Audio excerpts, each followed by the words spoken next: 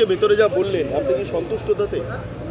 দেখুন, ব্যাপারটা হচ্ছে, আমি ইতিপূর্বে বলেছি, আজকেও বলছি, ওয়াকাফ বিষয়টা সরাসরি মুসলিমদের সাথে জড়িয়ে আছে। মুসলিম মন পেতে পাওয়ার জন্য পশ্চিমবাংলা সরকার একটু এই ধরনের আচরণ দেখাবে, যাতে মুসলমানদের জন্য অনেক কিছু হয়ে যাচ্ছে। কারণ আমরা ভুলে যাচ্ছি না, পার্লামেন্টে যখন সিএএ বিল পাস করানো হয়েছিল, সেই সময় বাইরে ক্যাকাচিচি করলেও ভোটাভুটিতে অংশগ্রহণ করেনি। এখন দেখার বিষয়, পার্লামেন্টে এটা নিয়ে যখন চর্চা হবে, তখন তৃণমূলের যে 29টা এমপি আছে তাদের ভূমিকা কী, ভোটাভুটিতে কজন অংশগ্রহণ করে এবং ডিবেটে তারা অংশগ্রহণ করে কিভাবে স্ট্রং অপোজ করে, সেটা দেখার বিষয়। তাই আমি খুব ভালো ফল হবে আশা করছি না। কারণ এই আমাদের বিধানসভাতে আছে নদিয়া জেলায় এমন বিধায়ক, সে ওয়াকফ সম্পত্তি দখল করে রেখেছে। আমাদের বিধানসভাতে আছে হাওড়া জেলার বিধায়ক, তিনি ওয়াকফ সম্পত্তি দখল করে রেখেছেন। এই ধরনের প্রতিটা জেলায় স্পেসিফিক ধরে ধরে বলা যাবে, ইসি নাম্বার দিয়ে বলা যাবে যে এই সম্পত্তিগুলো দখল করেছে। আজকে সিএম ম্যামকে আমি একটা অতিরিক্ত প্রশ্ন করলাম যে 2011 থেকে 2024 ঠিক কত বিঘা জমি উদ্ধার হয়েছে। তিনি বেশ কিছু ইসি নাম্বার দিয়ে বললেন, কিন্তু এক্স্যাক্ট ফিগারটা যেটা আশা করেছিলাম সেটা আমি উত্তর পাইনি।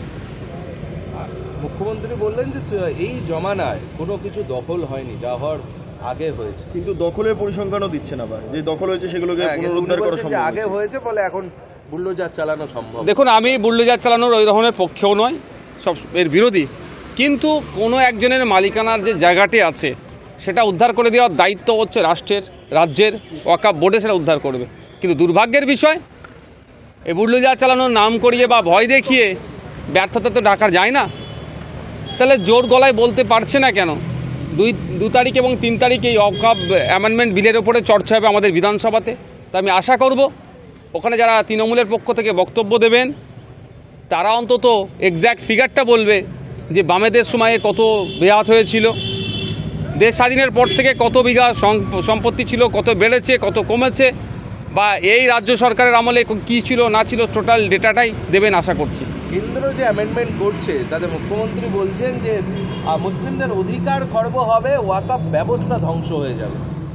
দেখুন, আমরা বলে আসছি, এই যে কেন্দ্রে যে ওয়াকফ অ্যামেন্ডমেন্ট 2024 নিয়ে এসেছেন 8ই আগস্ট, এটা সম্পূর্ণ আমরা মনে করছি একটা নির্দিষ্ট ধর্মকে আঘাত দিয়ে তাদেরকে শোষণ করার চেষ্টা হচ্ছে। এটা বাংলাদেশের যে ঘটনা, মুখ্যমন্ত্রী তিনি বললেন যে যেহেতু এটা পার্শ্ববর্তী রাষ্ট্রের বিষয়, ফলে যা করার কেন্দ্রীয় সরকার করবে, এবং কেন্দ্র যা করবে সেটা রাজ্য মেনে নেবে। বিবৃতি কিছু মনে? দেখুন, ইউনিয়ন অফ স্টেটস আমরা অবশ্যই যুক্তরাষ্ট্রীয় পরিকাঠামোর সাথে সাথে পররাষ্ট্র নীতি আছে, তার বাইরে আমরা যেতে পারি না, ঠিক কথা, এটা নিয়ম। কিন্তু রীতি বলে একটা আছে। পৃথিবীর কোনো প্রান্তে যদি কোন মানুষ আঘাত পায়, ক্ষতিগ্রস্ত হয়, তাদের উপরে দমনপীড়ন চলে, রীতিকে বজায় রেখে তো বলা যেতেই পারে। কিন্তু এটা তো আমরা আশা করব যেটা বলা হোক যখন আমাদের ইলিশের প্রয়োজন হয় বা জামদানি শাড়ির প্রয়োজন হয়, আদান প্রদান যখন হয়, সেক্ষেত্রে আর পররাষ্ট্র নীতিকে আমরা সেইভাবে কতটা মান্যতা দিই বা সেই মোতাবেক না গিয়ে যেগুলো আমরা ডিমান্ড করি, এক্ষেত্রেও বলাই যেতে পারে। ফারাক্কা ইস্যুতে কথা বলতে পারে।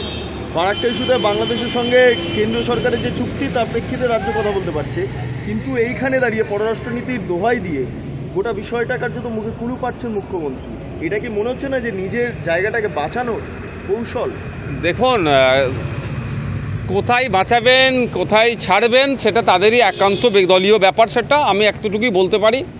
আমার অবস্থান যদি জানতে চান, বিগত দিনে বলেছি, আজকেও বলেছি, যেটা হচ্ছে বাংলাদেশে মোটেই কাম্য নয়, এটা হওয়া অনুচিত, এটা দ্রুত বন্ধ হওয়া দরকার এবং আমাদের দেশের সরকারকে কঠোর একটা বার্তা পাঠানো দরকার। কিন্তু দুর্ভাগ্যের বিষয়, সেই রকম বার্তা আমাদের দেশের সরকারের পক্ষ থেকেও দেখতে পাচ্ছি না। বাইপাসের ধারে তৃণমূলের যে নতুন বাড়ি তৈরি হচ্ছে, ভবন তৈরি হচ্ছে, তাকে মা মাটি মানুষের ম্যানশন বলে কটাক্ষ করলেন শুভেন্দু অধিকারী। তার পাশাপাশি তিনি বলছেন যে মুখ্যমন্ত্রী গরিবের পার্টির কথা বললেও এখন প্রাইভেট জেট, কর্পোরেট অফিস, এটাই নাকি এখন তৃণমূল বিরোধী দলনেতা বলছেন।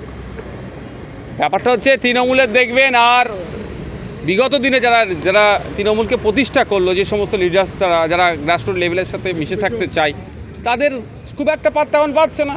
এখন যারা 25-75 রেশিও ঠিকঠাক মেনটেন করতে পারছে, তারা বিভিন্ন পদ পেয়ে যাচ্ছে।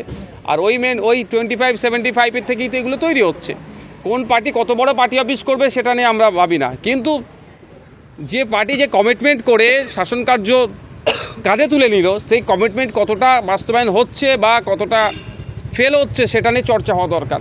বলেছিল কি ক্ষমতায় আসলে 6 মাসের মধ্যে শিল্প গড়ে দেব, এই নিয়ে আমাদের চর্চা হওয়া দরকার।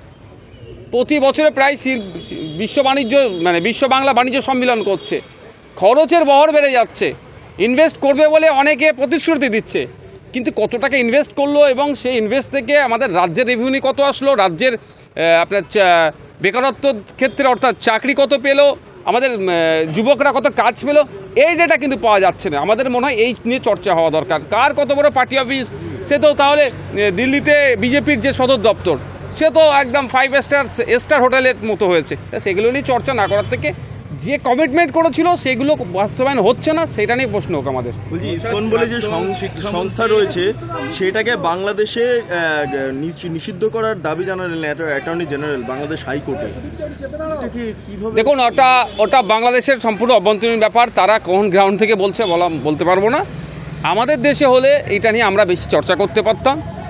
ইসকন একটা ইন্টারন্যাশনাল সংস্থা, নিশ্চিতভাবে তাদেরও যুক্তি আছে, তাদের সাথে যদি ইনজাস্টিস হয় ইন্টারন্যাশনাল কোর্ট অফ জাস্টিস আছে, নিশ্চিতভাবে তারা যাবে। মানে ইসকন কি মৌলবাদী আপনার মনে হয়? দেখুন, আমি ওখানকার চর্চা কীভাবে করছে, আমাদের এখানে আমরা যতটুকু জানি মায়াপুরের থেকে ইসকনের সাথে পরিচয়, আমি তাদের কিছু ধর্মগুরুর সাথে কথা বলেছি, আমি আমার ওয়েস্ট বেঙ্গলের মায়াপুরের কথা বলছি, তাদের সাথে কথা বলেছি, তারা আমাদের প্রতি যতটা সহনশীলতা দেখিয়েছে আমরাও সেরকম দেখিয়েছি, আমাদের মধ্যে এই ভেদাভেদ দেখতে পাইনি। বাংলাদেশের মাটিতে কী হচ্ছে সেটা নিয়ে আমি তো এখনও কাউকে সার্টিফিকেট দিতে পারি না। আচ্ছা, স্বাস্থ্যসাথী নিয়ে মুখ্যমন্ত্রী এত গর্ববোধ করেন, কিন্তু আজকে বলছেন যে এই স্বাস্থ্যসাথীতে টাকা যাদের কাছে গেছে তাদের বিরুদ্ধে তদন্ত হবে। দুটো বিষয়, আর একটা আপনাদের মনে হয় না কোশ্চেন করলে আমি বলি যে এখন পর্যন্ত প্রায় 10,000 কোটি টাকার স্বাস্থ্য পরিষেবা দেওয়া হয়েছে রাজ্যের পক্ষ থেকে স্বাস্থ্যসাথী কার্ডের মাধ্যমে, যেটা 80 লক্ষ মানুষ পরিষেবা পেয়েছে। দেখুন, এই 10,000 কোটি টাকা দিলে